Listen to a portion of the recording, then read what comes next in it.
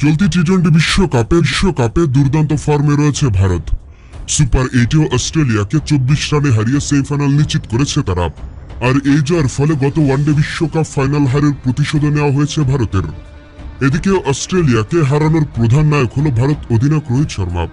বিধ্বংসী ব্যাটিং করে অস্ট্রেলিয়ার বোলারদের নিয়ে রীতিমতো ছেলেখেলা করেছেন তিনি। মাত্র 41 বলে 8টি ছক্কা ও 7টি চারে সাহায্য করেছেন 92 রান। এদিকে টি-20 বিশ্বকাপের ইতিহাসে স্মরণীয় ইনিংস খেললেও অল্পের জন্য তিনি সেঞ্চুরি হাতছাড়া করেছেন।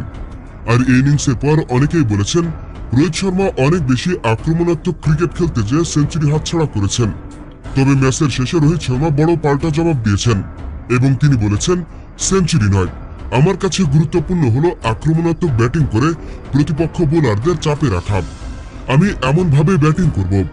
ভারত অধিনায়ক রোহিত শর্মা আরো বলেছেন, সেঞ্চুরি না হওয়ায় আমার কোনো আফসোস নেই। আমি আগেই বলেছি 50 বা 100 রান করা আমার কাছে গুরুত্বপূর্ণ নয়। আমাদের কাজ হলো বোলারদের চাপে রাখা। তার জন্য আক্রমণাত্মক ক্রিকেট জরুরি। এটাই আমাদের খেলার ধরন। এটা আমরা আর বদলাবো না। কোনো প্রতিপক্ষ না দেখে ভয় ডরহীন ক্রিকেট খেলবো আমরা। আর এমন ক্রিকেট খেলেই সাফল্য আসবে বলে মনে করছেন হিটম্যান খ্যাত রোহিত শর্মা। সুতরাং ইংল্যান্ডের বিপক্ষেও আগামী 27 জুন ভারতীয় দল এমনই আক্রমণাত্মক ক্রিকেট খেলতে প্রস্তুত। হ্যাঁ দর্শক, আপনাদের বলছি, রোহিত শর্মার এই মতামতের সাথে আপনারা কি একমত? এখনই কমেন্টস করে জানিয়ে দিন। আর আমাদের ভিডিওটি ভালো লাগলে অবশ্যই লাইক আর শেয়ার করুন এবং আমাদের চ্যানেলটি সাবস্ক্রাইব করে আমাদের পাশেই থাকুন। ভিডিওটি দেখার জন্য আপনাকে অসংখ্য ধন্যবাদ।